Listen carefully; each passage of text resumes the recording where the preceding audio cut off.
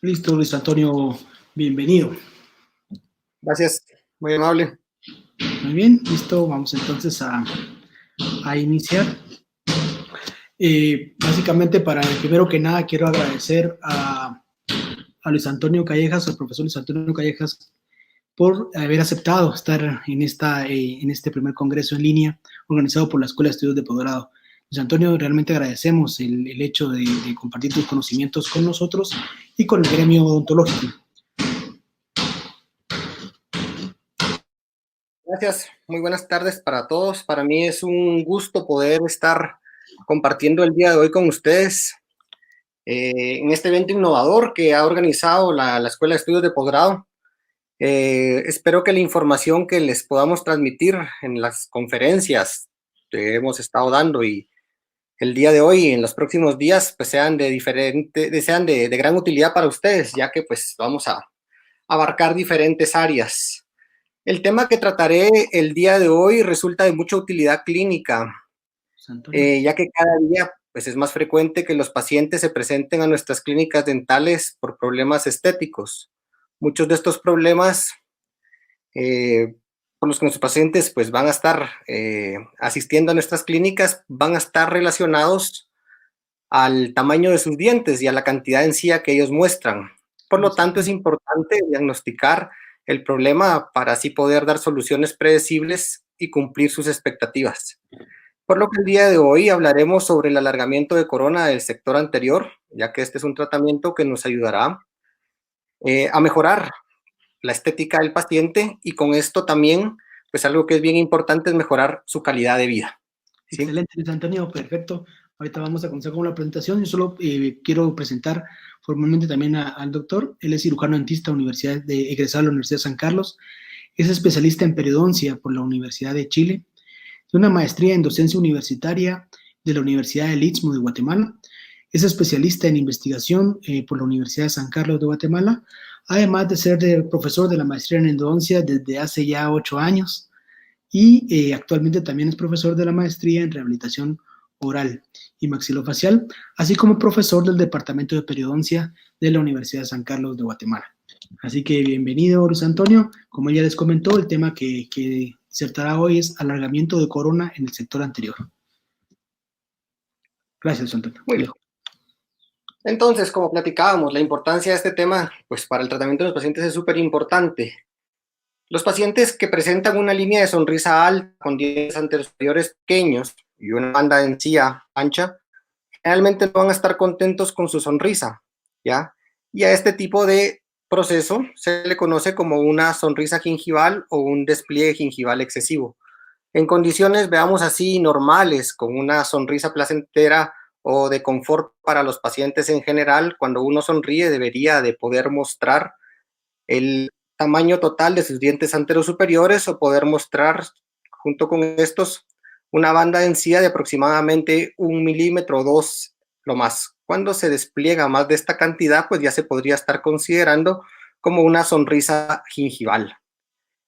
La prevalencia de esta condición es de aproximadamente del 10 al 12% en diferentes poblaciones en edades más o menos entre 20 y 30 años. Claro, no son estudios que se han hecho en Guatemala, pero que nos podrían servir de cierta referencia y es más común en mujeres que en hombres. La etiología de este despliegue gingival excesivo pues es variado y a la vez también es múltiple, veámoslo así. ¿Ya? Puede tener una etiología esquelética relacionada al exceso vertical maxilar, a la extrusión dentoalveolar anterior también. Podría también tener una etiología muscular relacionada a la posición del labio, tener un labio corto o tener un labio hipermóvil, o podría también tener un componente etiológico periodontal, ¿ya? Que estaría relacionado a un agrandamiento gingival o una fibromatosis gingival hereditaria, ¿sí? O una erupción pasiva alterada, que va a ser el enfoque que tendremos en la plática del día de hoy. Entonces, viendo las diferentes etiologías que podría tener este tipo de condición, pues el tratamiento también va a ser variado y va a ser múltiple. Muchas veces este tratamiento tiene que ir acompañado no solamente de la parte periodontal, sino también combinado con tratamientos ortodónticos, manejos musculares, veamos así, reposicionamiento del labio, o combinarlo muchas veces hasta con cirugías ortognáticas, que son tratamientos un poco más invasivos. Pero lo más importante en estos casos es poder realmente tener las expectativas o valorar las expectativas que tiene nuestro paciente, ya que con esto vamos a determinar sus necesidades estéticas también y también combinarlas con sus necesidades funcionales. Muchos pacientes no están dispuestos a ser sometidos a tantos tratamientos, ¿sí? Y algunos pacientes pues tienen expectativas mayores de los tratamientos que otros. Entonces, es importante determinar adecuadamente el diagnóstico para poder realizar un tratamiento costo efectivo para el paciente. Como mencionamos anteriormente, el enfoque va a ser dado hacia la erupción pasiva alterada. Como nosotros sabemos, durante los procesos eruptivos tenemos algunas fases de erupción dental. Resumiendo, más o menos cómo se dan estas fases, tenemos una fase activa que se da cuando los dientes pues pasan a través de los procesos alveolares, salen a la boca, atravesando los tejidos gingivales, y estos llegan y se acomodan en su posición. Esto se le conoce como erupción activa, pero también después de esto tenemos lo que se conoce como erupción pasiva, que es la migración apical de esos tejidos periodontales luego de haberse dado por completo la erupción activa. Y pues así es como lo define también el glosario de términos de la Academia Americana de Periodoncia como la exposición dental secundaria a la migración apical del margen gingival a una ubicación en o ligeramente coronal a la unión cemento-esmalte. Entonces, cuando esto no se produce, cuando esto no se da, entonces se le conoce como erupción pasiva alterada o como erupción pasiva retardada. Entonces, tenemos que tener en mente que en la fase de crecimiento de los pacientes vamos a tener esta migración apical que se va a dar más o menos desde que empiezan a salir los dientes permanentes hasta que termina el crecimiento, que esto va a ser variable entre hombres y mujeres, pero podría ser más o menos entre los 18 y 22 años aproximadamente, ¿sí?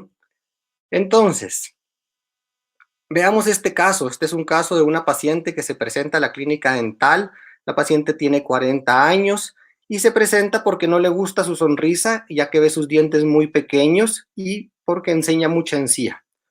Ella desea que se le hagan carillas para poder mejorar la condición de los dientes, pero previo a eso hacemos la evaluación clínica adecuada y observamos pues que si hay una desproporción en el tamaño dental, viendo que los dientes se ven bastante cuadrados, hacemos la evaluación periodontal y la paciente pues presenta una condición de salud periodontal, pero sospechamos que la paciente tiene una erupción pasiva alterada por las características que esta presenta, ¿sí? Claro, no solamente ese tipo de análisis deberíamos hacer con estos pacientes, también deberíamos de hacer análisis de tamaños maxilares y de posición labial, pero en este caso nos vamos a enfocar en la parte de erupción pasiva. Entonces, ¿cómo podemos diagnosticar la erupción pasiva alterada? Estos son métodos que describe la literatura para poder diagnosticarla, que consiste en la colocación de algún tipo de marcador radiopaco en la cara bucal de los dientes que va desde el margen gingival y se coloca pues aproximadamente hasta el borde incisal para que con estos marcadores podamos tomar una radiografía con técnica de paralelismo y con esto tener esta imagen. Y con esta imagen, ¿qué es lo que vamos a ver? Vamos a poder ver, ¿sí? Con los marcadores la posición del margen gingival. Y con esta posición lo que nosotros tenemos que comparar, ¿sí? Es la posición de la unión amelocementaria.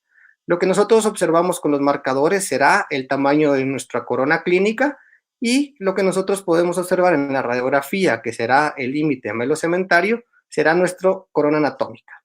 Cuando tenemos una discrepancia mayor de 3 milímetros entre la distancia del margen gingival y nuestra unión amelocementaria observada en este tipo de radiografía, podríamos diagnosticar una erupción pasiva alterada. Tenemos que tener en cuenta que podría haber cierto grado de distorsión también en estos casos por el tipo de radiografía que podamos tener. Entonces también es importante pues tratar de tomar adecuadamente la radiografía para reducir esa distorsión. También en esta radiografía podemos aprovechar a ver el nivel de la cresta alveolar, ¿sí? Que debería de estar también aproximadamente a unos 3 milímetros desde la unión melocementaria, ¿ya? Y esta también es otra medida que en algún momento nos va a poder ayudar con otro tipo de diagnósticos. Otra forma de poder diagnosticar la erupción pasiva alterada que podría ser un poco más precisa es la utilización del CBCT, ¿sí? Este examen nos permite realmente con mayor precisión pues valorar el tamaño real que tiene la corona anatómica, y esta medición que nosotros tengamos en el CBCT la podemos comparar con la medición de nuestras coronas clínicas. Y ahí también, si nosotros tenemos una discrepancia entre el tamaño de la corona anatómica y la corona clínica de más de 3 milímetros, pues también podríamos utilizarlo como parámetro diagnóstico para una erupción pasiva alterada. Aquí también podemos valorar con la tomografía, con el CBCT específicamente, la distancia de la cresta alveolar a la unión amelocementaria, ¿sí? Esto también nos va a servir determinar esa distancia, porque tenemos que recordarnos que mucha relación tiene la posición gingival con lo que es el tejido óseo. Entonces, poder determinar también la posición del tejido óseo, la cresta alveolar, es bastante importante para poder también, no solo para el diagnóstico, sino también para poder tener consideración a la hora de realizar los tratamientos. Para poder realizar esta medición, para poder determinar también esta distancia, perdón, de la cresta alveolar hacia la unión amelocementaria, podemos utilizar el sondaje a hueso. Realmente esta es una técnica bastante compleja. Nosotros no vamos a poder observar esta unión amelocementaria y vamos a tener que percibirla a través de un instrumento, que en este caso es la sonda, pero esa percepción muchas veces se hace difícil. Realmente no es fácil percibir y tener ese tacto para poder determinarla, ¿sí? Y también posterior a eso, pues tenemos que introducir la sonda dentro del surco gingival, muy pegada al diente, hasta que topen el hueso. Y ahí vamos a tener realmente cuál va a ser nuestra distancia de lo que sería la unión amelocementaria que nosotros tuvimos previamente que haber detectado con la sonda hasta la cresta alveolar. Pero como les menciono, pues es un procedimiento un poco complejo, ¿sí? Y es difícil realmente de poderlo realizar. Un problema que también nos da es que qué pasa si la cresta está encima o al mismo nivel de la unión amelocementaria. Va a ser pues bastante difícil poder determinar esa posición exactamente. Entonces, pues se recomienda de mejor manera usar otras alternativas, como vimos anteriormente, como lo puede ser de forma más precisa un CBCT. Se recuerdan que este sondaje a hueso pues se tiene que hacer con anestesia, porque realmente vamos a introducir la sonda dentro del epitelio de unión y el conectivo, lo que pues le puede causar bastante incomodidad al paciente. Una vez diagnosticado nuestro proceso de erupción pasiva alterada, pues entonces vamos a clasificarla.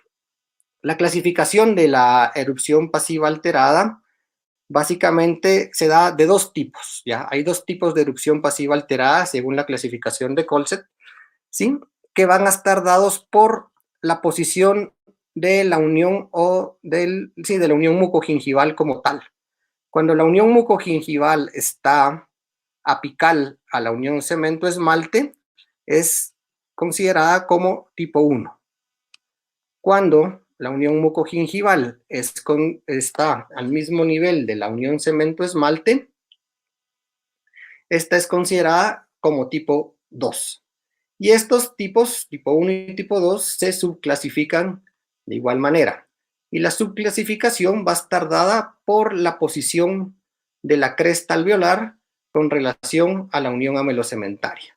Entonces, el subtipo A es cuando la cresta alveolar se encuentra a más de 2 milímetros de la unión amelocementaria.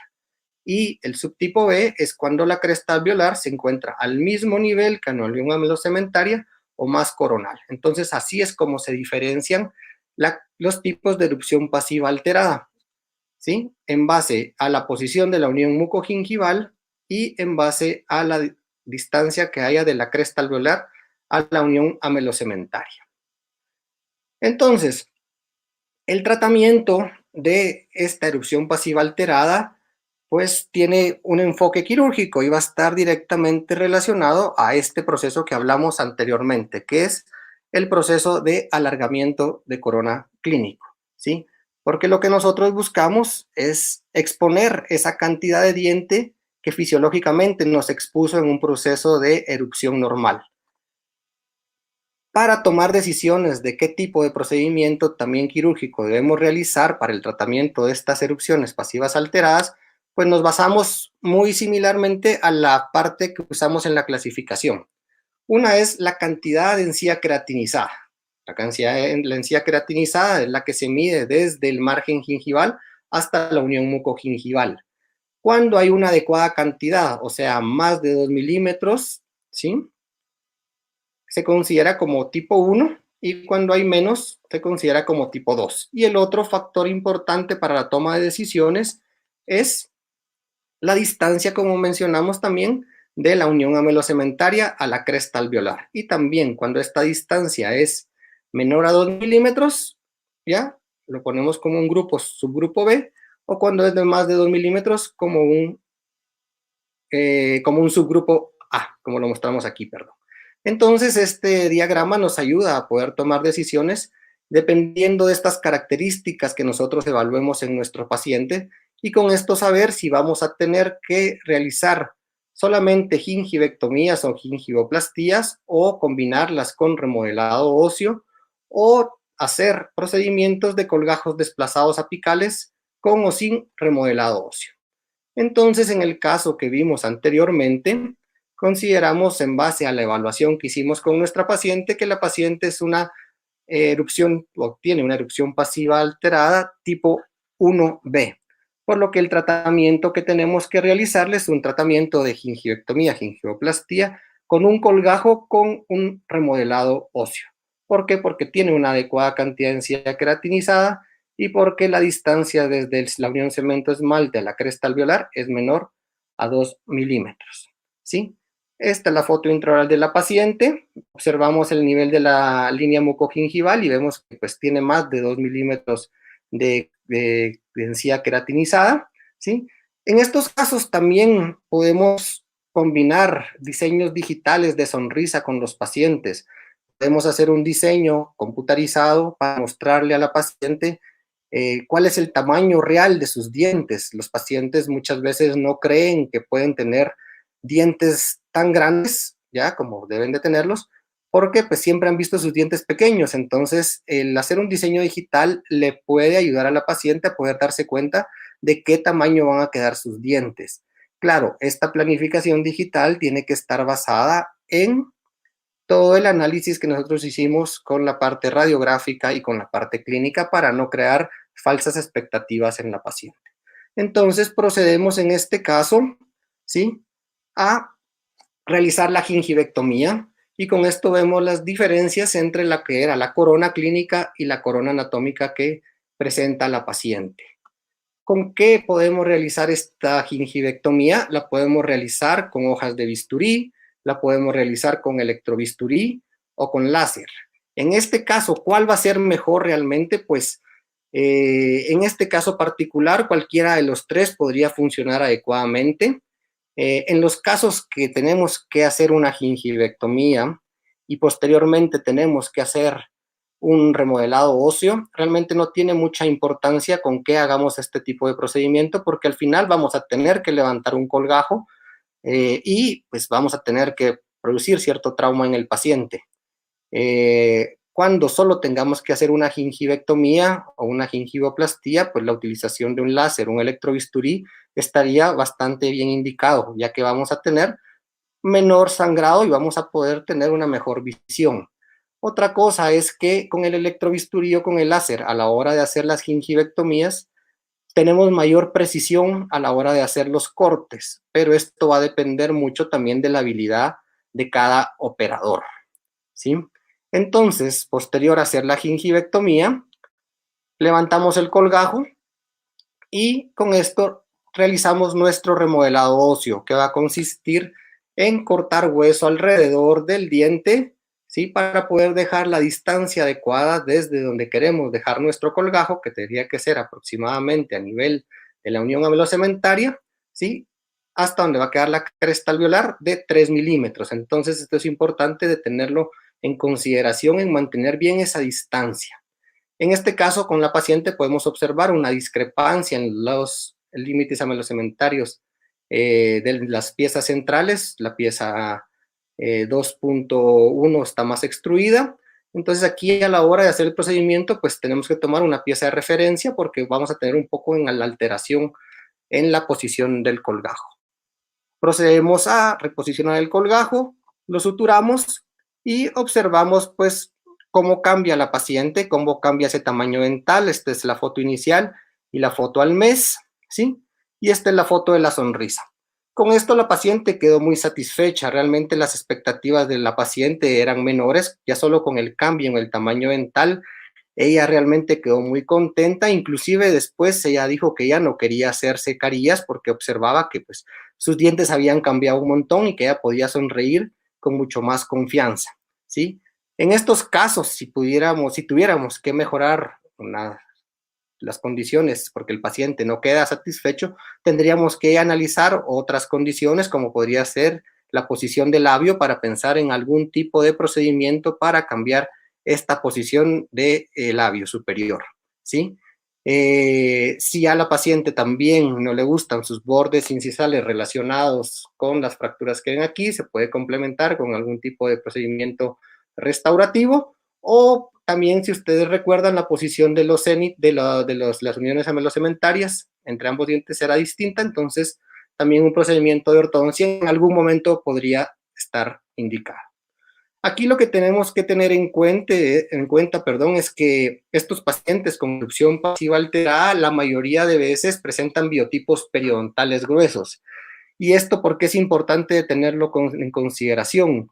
Porque se ha podido observar que en estos pacientes hay mucha recidiva posterior al procedimiento quirúrgico, como que se observa en este estudio, donde ellos demuestran que en un seguimiento a 2 meses, esto en líneas rojas es donde estaba el margen inicial y en las líneas verdes es donde dejaron el nuevo margen gingival y lo siguen en el tiempo y observan que cada vez tiende a regresar más a su posición original, tanto en zonas interproximales como en caras libres, ¿sí? Y como observamos aquí abajo, está más asociado a biotipos gruesos cuando se comparan con biotipos finos. Por lo que es súper importante lo que les mencionaba anteriormente, dejar esa distancia adecuada desde la cresta alveolar hasta el margen gingival, ya que los estudios demuestran que debería de ser de por lo menos 3 milímetros, algunos autores sugieren hasta 4 milímetros, y otras alternativas que también sugiere la literatura es hacer algún tipo de gingivoplastía, que es adelgazar el tejido gingival y también adelgazar ese tejido óseo. Mucha de esta falta de migración apical de los tejidos periodontales no está solamente dada por la distancia entre la cresta alveolar y la unión amelocementaria, sino está también dada por el grosor que tiene ese tejido óseo, tanto a nivel de caras libres como a nivel de zonas interproximales. Entonces, adelgazar también ese tejido óseo es bastante importante. Ya, este es otro caso, perdón, de un paciente de 35 años de edad que no le gusta el tamaño de sus dientes, ya que ve unos dientes más grandes que los otros, ¿sí? Cuando observamos la foto de la sonrisa, pues vemos que precisamente los dientes se ven de diferentes tamaños, ¿sí? Y que el lado derecho, pues está más caudal que el lado izquierdo, ¿ya? Observamos la foto intraoral y vemos que hay una discrepancia bastante marcada en la posición de los cénit de las piezas. También observamos que la unión mucogingival está a ese nivel y que tenemos una banda también bastante ancha, encía queratinizada. Hacemos nuestras mediciones respectivas en el CBCT para medir realmente el tamaño de la corona anatómica. Y esto es importante tenerlo en consideración porque esta medición de la corona anatómica es lo que nos va a permitir realmente poder hacer este alargamiento. Si nosotros cortamos más del tamaño de la corona anatómica, lo que vamos a causar en el paciente son recesiones gingivales, exposición del tejido radicular, que pues en muchas ocasiones, o en la mayoría de ocasiones, no estaría indicado, porque esto le puede causar problemas posteriores al paciente, ¿sí? En este caso observamos que ya hay una nivelación de los cenit de las piezas. En este caso también el procedimiento de gingivectomía se hizo con electrobisturí.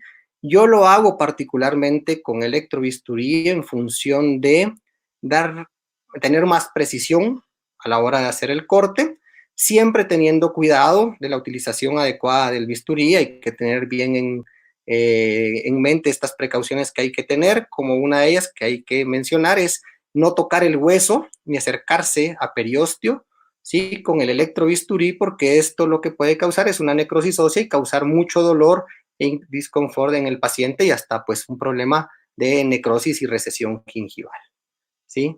En este caso, levantamos el colgajo, un colgajo espesor total, eso es importante de mencionar. Este colgajo no es necesario que pase la unión mucogingival en zonas donde hay bastante amplitud de encía queratinizada, exponer la cantidad de hueso suficiente que vamos a tener que exponer para poder remodelarlo, ¿sí? Y como les mencioné, lo más importante es dejar las distancias adecuadas, ¿ya? Porque esto va a ser esencial para evitar el rebote, ¿sí? Para evitar la recidiva del proceso y también pues lograr los resultados que nosotros esperamos. ¿Por qué se dejan 3 milímetros? Es algo que pues se menciona siempre y se tiene que recordar, solamente enfocado a lo que se le llamaba ancho biológico o al tamaño de los tejidos de inserción supracrestales que se llaman ahora, que debe de ser de 2 milímetros y que comprenden el epitelio de unión y el tejido conectivo supracrestal. Se le agrega 1 milímetro para compensar el tamaño de lo que sería el surco gingival. Entonces, nosotros al remodelar el hueso hacemos dos procedimientos. Uno es la osteotomía y otro es la osteoplastía. ¿Y cómo se define cada uno? La osteotomía es la remoción de lo que se llama hueso de soporte. Es eliminar el hueso que está en directo contacto con el diente, donde se insertan las fibras del ligamento periodontal. Nosotros al cortar ese hueso lo que hacemos es eliminar esta porción de hueso, ¿sí? Donde está en contacto directo con el hueso que sirve de inserción. Y la diferencia de la osteotomía con la osteoplastía es que en la osteoplastía pues no removemos hueso de soporte o hueso de inserción, sino solo, más que todo, podríamos hacer la analogía que se encargaría de remover el hueso externo y nos serviría para adelgazar ese hueso. ¿Con qué realizamos este tipo de procedimientos? Tenemos una variedad de instrumentos que podemos utilizar. Puede ser instrumental rotatorio, tanto de baja como de alta velocidad. Sí, lo más importante en estos casos es la irrigación.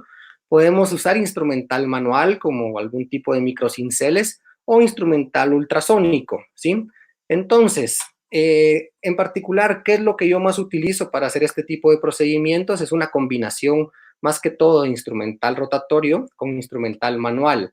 Fresas de carburo son las que utilizo y también utilizo esta fresa que tiene un margen de protección en su punta, en su parte activa, ¿ya? Y esto me evita dañar el diente. Esta es una fresa de alta velocidad que se utiliza para preparar márgenes en prótesis fija y que yo la utilizo para poder hacer esta gingivectomía y gingivoplastía en las zonas más pegadas al diente, ¿ya? Cuando quiero hacer las últimas remodelaciones de hueso, utilizo instrumental manual. Es importante tener en consideración que no solo es de cortar el hueso, sino es de dejarlo parejo, ¿sí? Sin espículas, porque esto puede producir más traumatismo a los tejidos blandos. Y siempre hacerlo con irrigación, como les menciono. Siempre todo el enfoque quirúrgico tiene que ir dado a generar la menor cantidad de trauma posible. Ya suficiente trauma estamos generando nosotros con levantar un colgajo, entonces entre menos trauma le generemos con los procedimientos, mejores van a ser las respuestas reparativas. En este caso, pues ya hacemos nuestra osteotomía, nuestra osteoplastía y reposicionamos el colgajo donde queremos que quede. Aquí también, si ustedes observan, también hay un desnivel en la unión del margen de la unión cemento-esmalte entre estos dos dientes, ¿ya? Que esto también podría darnos alguna alteración a la hora de los resultados que nosotros busquemos, porque al final hay un desnivel. Si nosotros vemos este diente, probablemente se extruyó y le cortaron el borde incisal. Aquí la unión cementaria está más apical en comparación al central, aunque debería ser distinto. Y con esto, luego de posicionarlo, fijamos el colgajo ya con las suturas. ¿Qué suturas utilizamos o recomendaríamos utilizar? Deberíamos de utilizar suturas monofilamentas sintéticas no reabsorbibles. ¿Y esto por qué? Porque al ser monofilamentos, lo que generamos es un menor trauma a la hora de pasar por los tejidos, ¿sí? Al ser sintéticos también, esto genera una menor respuesta inflamatoria o nula respuesta inflamatoria, y lo mismo pasa al ser no reabsorbibles. Y también al ser no reabsorbibles, pues nosotros podemos determinar en qué momento quitamos estos puntos de la boca. En especial se recomienda utilizar polipropileno o nylon, ¿sí? Siempre con agujas con puntas cortantes para lo mismo, para tener un menor trauma en los tejidos. ¿Y qué tipos de punto utilizamos o se recomendarían utilizar? Una combinación entre colchoneros verticales internos, ¿sí? En la base de las papilas, como se muestran en el esquema. Estos son los puntos colchoneros verticales internos y puntos simples en la punta de las papilas. Tenemos que tener en consideración, como mostré en la foto anterior, que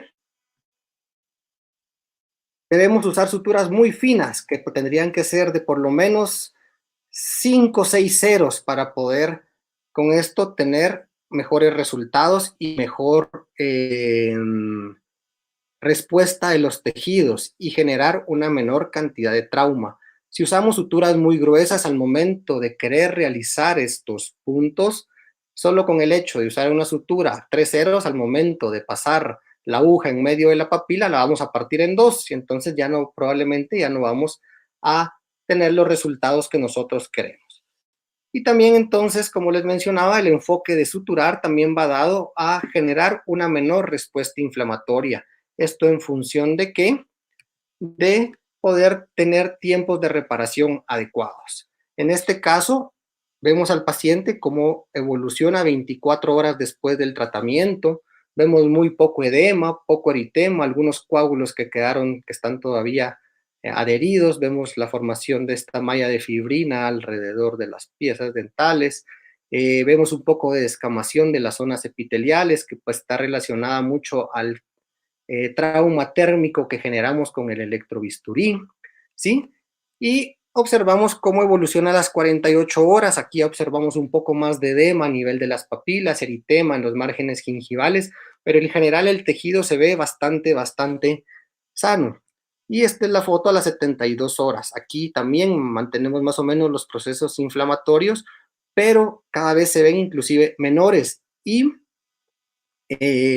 otra cosa importante de mencionar es que estos pacientes de lo menos que se quejan es de dolor, ¿ya? Los pacientes realmente no reportan, en la mayoría de casos de que operamos en la clínica, no han reportado dolor. Se les mandan analgésicos antiinflamatorios no esteroideos por 3 días después del procedimiento y enjuagues con clorexidina, porque eso sí, pues les recomendamos que evite cepillarse la zona del procedimiento los primeros 5 días. No usamos antibióticos, no usamos analgésicos esteroideos. Los pacientes realmente responden bastante bien y bastante rápido.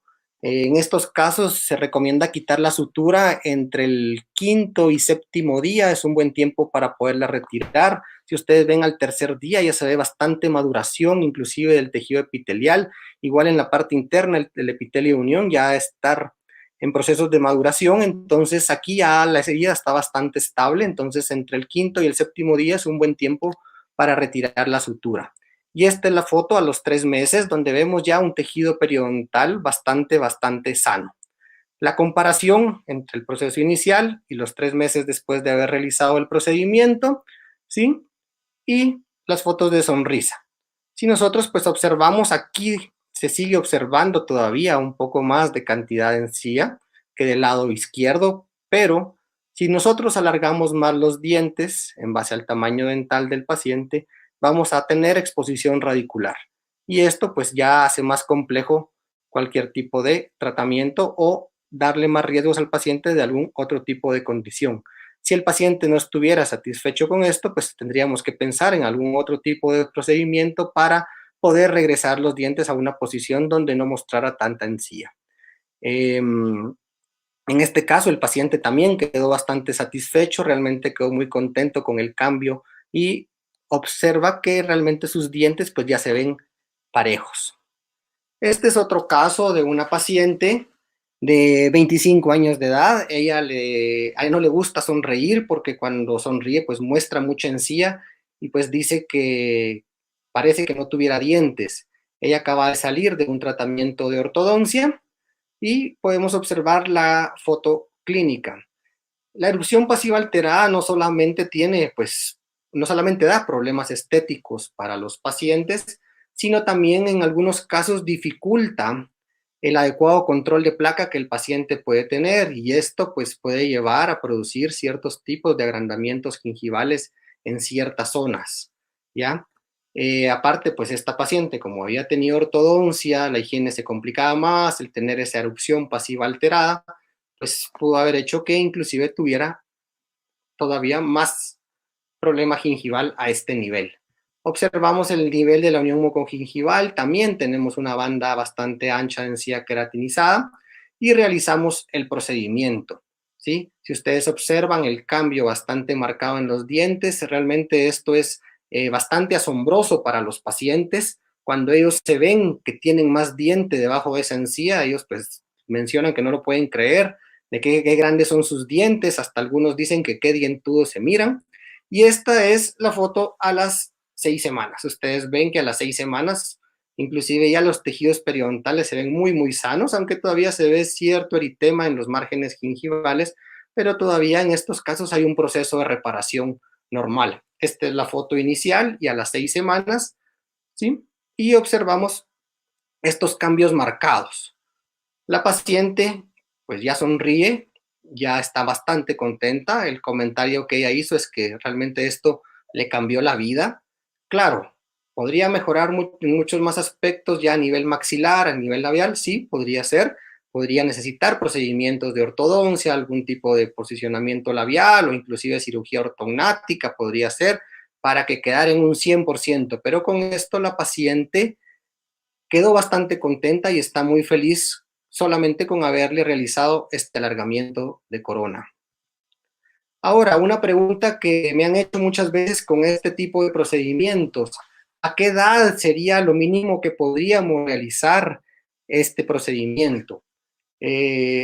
La respuesta es, depende mucho de varias condiciones, pero tenemos que considerar algo súper importante, que es el crecimiento y el desarrollo pues, de cada uno de los pacientes. Y este crecimiento o este desarrollo que pueden tener los procesos maxilares se puede dar hasta más o menos los 22 años en hombres y más o menos 18 o 20 en mujeres. Si nosotros tenemos un caso de una erupción pasiva, ya en un paciente joven, no sabemos realmente si en lo que le falta de crecimiento esa erupción pasiva va a continuar. Entonces, no estaría recomendado en hacer estos procedimientos que impliquen hacer un remodelado óseo en pacientes muy, muy jóvenes. Por lo que si en algún momento hubiera necesidad por cuestiones pues estéticas, que la jovencita pues no le gusta cómo hacen sus fotos de 15 años, o por cuestiones de higiene, porque se le dificulta el poderse higienizar en estas condiciones, lo adecuado sería solamente hacer una gingivectomía sin hacer ningún tipo de remodelado óseo para evitar algún tipo de complicación posterior que podría estar directamente relacionado a una recesión gingival. Entonces, la gingivectomía le puede ayudar en el momento para estas cuestiones que mencionamos, pero hacer notar que puede ser probable que si no continúa el proceso de erupción pasiva, podría tener una recidiva y posteriormente necesitar un nuevo tratamiento ya cuando termine su fase de crecimiento que implique ya el remodelado óseo. Estos casos también pueden darse combinados con rehabilitación. Este es un caso de un paciente que ya tiene restauraciones en el sector anterosuperior y él ve que sus dientes son muy cuadrados y no le gustan el tamaño que tienen. Cuando observamos clínicamente, pues vemos que sí, los dientes no tienen una proporción adecuada, pero también observamos bastante inflamación gingival. Y en este caso, lo primero que tenemos que hacer es quitar esta inflamación gingival a través de un tratamiento periodontal adecuado y mejorar los hábitos de higiene del paciente, porque esto va a ser esencial para tener pues, resultados predecibles. ¿Ya? En los casos que se va a hacer rehabilitación oral, previamente tenemos que hacer un adecuado encerado del caso, un diseño adecuado del tamaño que nosotros vamos a querer en nuestras restauraciones. Este diseño tiene que ir acompañado de radiografías, inclusive también de un CBCT, para saber de qué tamaño van a quedar nuestras piezas, y con este encerado podemos realizar un mock-up. El mock-up tiene varias funciones, pues tanto para el rehabilitador como para el paciente, como para el cirujano, ¿sí? Porque le van a permitir al paciente saber, pues, cómo va a quedar y crearse ciertas expectativas, ¿sí? Y para el rehabilitador saber cómo se le ve este diseño previo que hizo en la boca del paciente. Y para el cirujano, este mismo mock-up nos puede servir de guía quirúrgica y con esto poder realizar el procedimiento de alargamiento de corona. ¿Ya? Entonces tiene varias funciones y por eso es súper importante la planificación adecuada. Este es el caso inicial y el caso final ya rehabilitado, ¿sí? Y otra pregunta que también es interesante o importante pues que nos hagamos es ¿cuándo vamos a realizar o cuándo debemos realizar nuestras restauraciones definitivas? Sobre esto hay bastante literatura que ha estudiado cómo reparan los tejidos posteriormente al alargamiento de corona, cómo es la reconstitución de ese ancho biológico después de haber realizado estos procedimientos, cómo está relacionado ese rebote o esa recidiva que puede haber después de esos procedimientos, pero la conclusión que dan los estudios es que el tiempo para realizar las restauraciones definitivas luego de un alargamiento de corona en el sector anterior debiera ser entre 3 y 6 meses, pero realmente esto va a depender muchísimo de cada paciente. Tenemos que valorar que después del procedimiento lleguemos a una salud periodontal adecuada y una estabilidad de esos tejidos, que ya no se sigan moviendo, y esto se va a dar aproximadamente entre 3 y 6 meses. No se recomendaría realizar restauraciones definitivas en menos de ese tiempo, pero como les digo, podría depender de cada paciente. Tenemos actualmente el uso de toda esta tecnología digital y que esto lo podemos implementar para este tipo de procedimientos. Ya actualmente estamos utilizando escáner intraorales que nos van a servir para poder hacer encerados digitales de nuestros pacientes, imprimir modelos, ya con estos modelos poder hacer mock-ups, y no solo mock-ups para que el paciente se observe, sino también guías que nos van a servir para hacer los procedimientos de alargamiento. En este caso, lo que nosotros tenemos que valorar es el costo-beneficio que va a tener para nuestros pacientes la elaboración de estas guías, que como su nombre lo dice, son guías, igual que el mock-up, que lo podemos hacer de forma análoga para realizar el procedimiento, pero son alternativas que actualmente se están utilizando. Otras alternativas que también se están utilizando es realizar alargamientos sin levantar colgajo, ¿ya? Hacer solo tunelizaciones y hacer osteotomías a través de esta tunelización para poder lograr los objetivos. En este estudio, lo que ellos hacen es comparar las cirugías donde de un lado levantan colgajo y del otro lado no levantan colgajo, ¿sí? Y ellos pues valoran ciertos parámetros relacionados a la percepción del paciente, como los resultados que el paciente percibe después de la cirugía y la morbilidad relacionada al dolor, y parámetros clínicos de reparación, ¿sí? O digamos así, de salud periodontal después del procedimiento, y el tiempo relacionado a tiempo quirúrgico, intraoperatorio, y a tiempo de reparación. Y ellos concluyen que la percepción del paciente, tanto en los resultados y la morbilidad, aunque ellos mencionan que la morbilidad relacionada al dolor es un poquito menor, pero no estadísticamente significativa cuando no se eleva colgajo, y los parámetros clínicos que se evalúan al final del procedimiento son iguales, ¿sí? Entonces, ¿qué concluyen? Que el realizar un procedimiento sin levantar colgajo podría darnos los mismos resultados que si levantamos colgajo. El beneficio que tiene el no levantar colgajo, según lo que muestran en este estudio, es que reduce el tiempo intraoperatorio. Pero esto también es discutible porque esto va a depender mucho de la habilidad de cada uno de los operadores.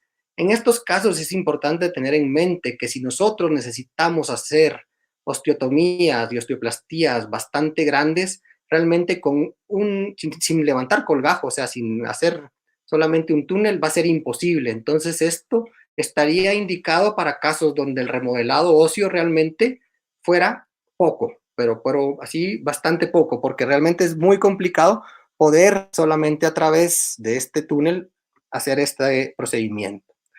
Entonces, ya para concluir, tenemos que tener en mente que la etiología del despliegue gingival excesivo va a ser múltiple, ¿sí? Entonces es importante entender esta etiología, ¿sí?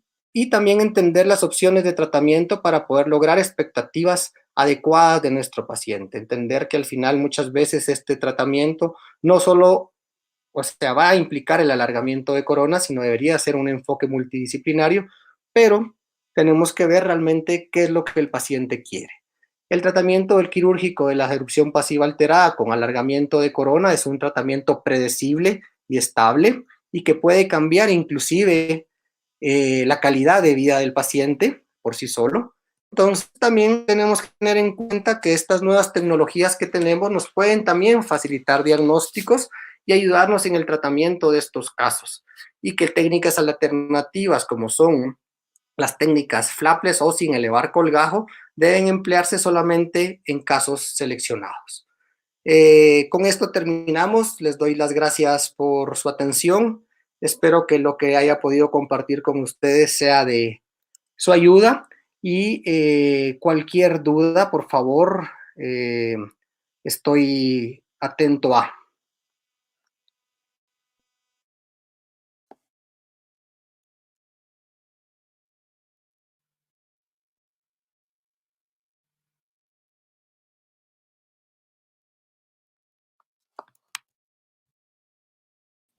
Listo. Yo quiero agradecerte, Luis Antonio, realmente por la conferencia, la plática muy interesante.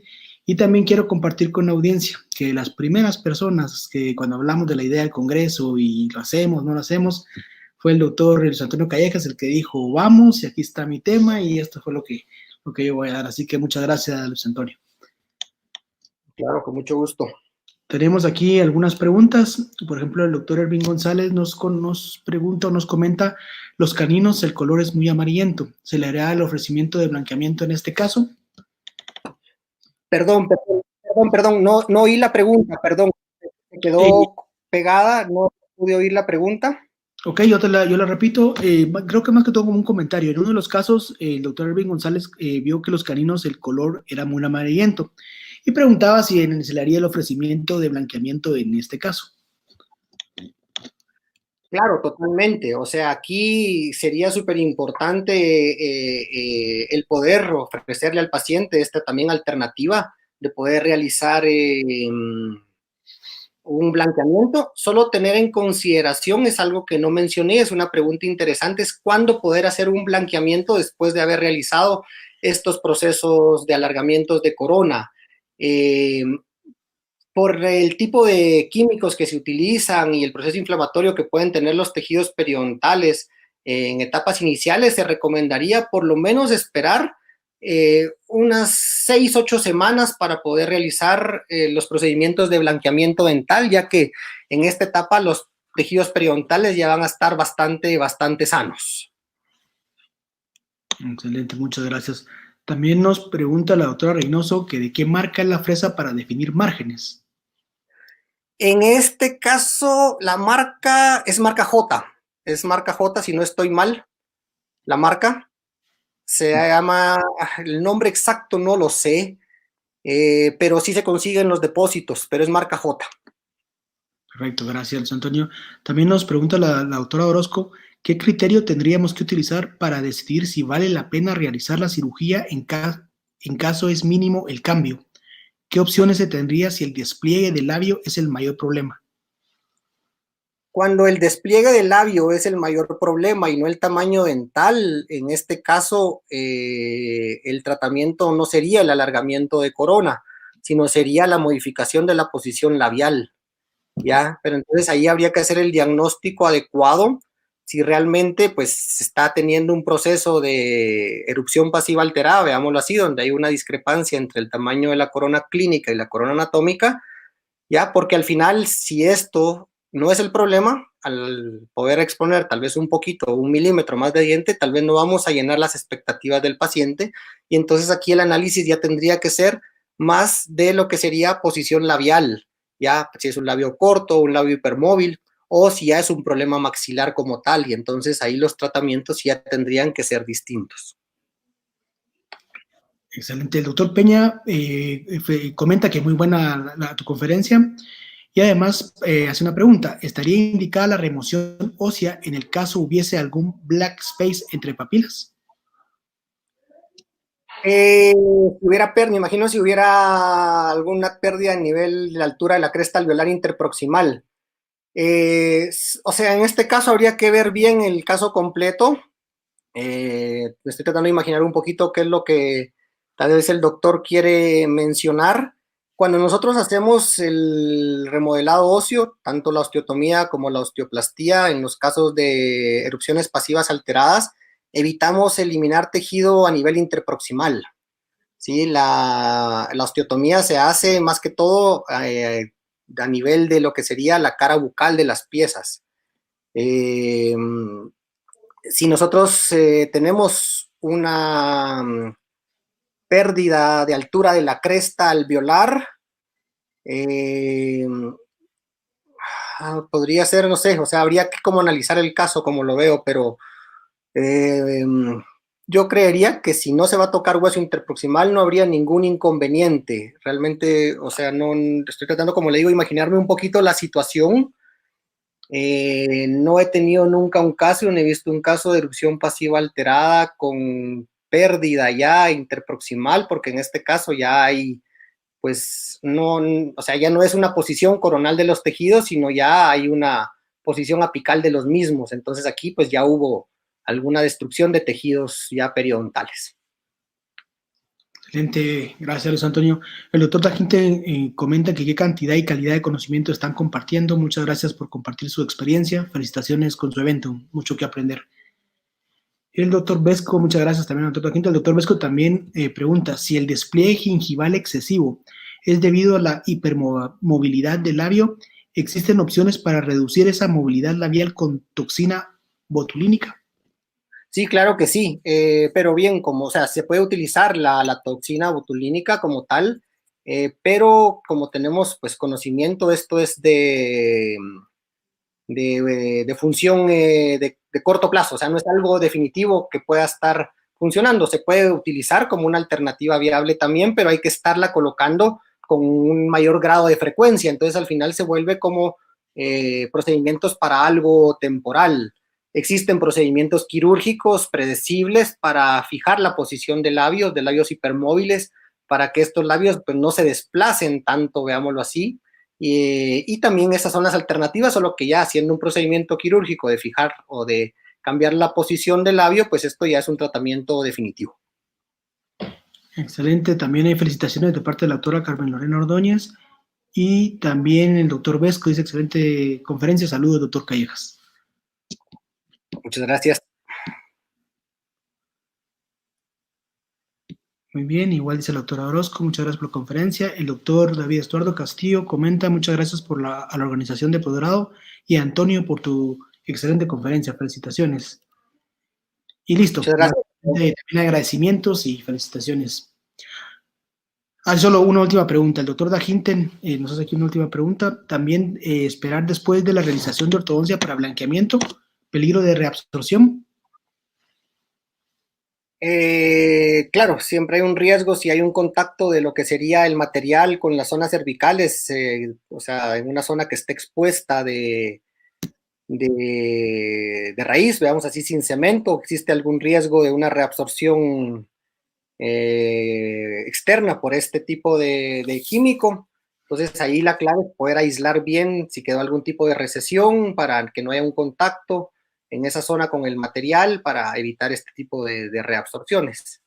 Y los tiempos, pues lo que les mencionaba, lo ideal es que haya una reparación ya bastante completa del tejido periodontal antes de pensar en realizar el blanqueamiento, y que por lo menos debiera de ser entre unas 6-8 semanas después de haber realizado este tipo de procedimiento.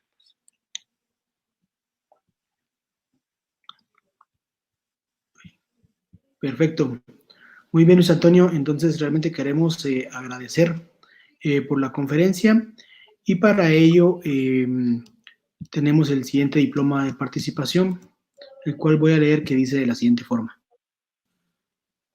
La Universidad San Carlos de Guatemala y la Escuela de Estudios de Posgrado de la Facultad de Odontología otorgan el presente diploma al doctor Luis Antonio Callejas Rivera por su colaboración como conferencista en el primer Congreso en línea 2020 de la Escuela de Estudios de Posgrado de la Facultad de Odontología de la Universidad San Carlos de Guatemala, dado en la ciudad de Guatemala el 4 de mayo de 2020 y enseñada a todos, y firman el doctor Barrera, decano de la Facultad de Odontología, y tu servidor como director de la Escuela de Estudios de Posgrado. Muchas gracias, Luis Antonio, realmente, y valoramos mucho tu participación y la conferencia que nos diste en esta oportunidad. Muchas gracias a todos también ahí por la participación, y a ustedes por la invitación. Igual ahí les dejo mi correo, si lo pudieron ver, cualquier consulta o duda que pues no hayan podido hacer ahorita, con mucho gusto estoy ahí para poderlos ayudar. Muchas gracias, que tengan una feliz tarde. Perfecto, feliz noche a todos. Mañana continuamos a las 2. Hoy tuvimos algún poquito de retraso, pero sobre todo también aprendimos mucho de la parte técnica de esto. Yo creo que mañana va a ir todo un poquito más sobre ruedas. Así que gracias a todos por su audiencia, y nos vemos el día de mañana con las conferencias de endodoncia y ortodoncia. Empieza mañana también. Buenas tardes.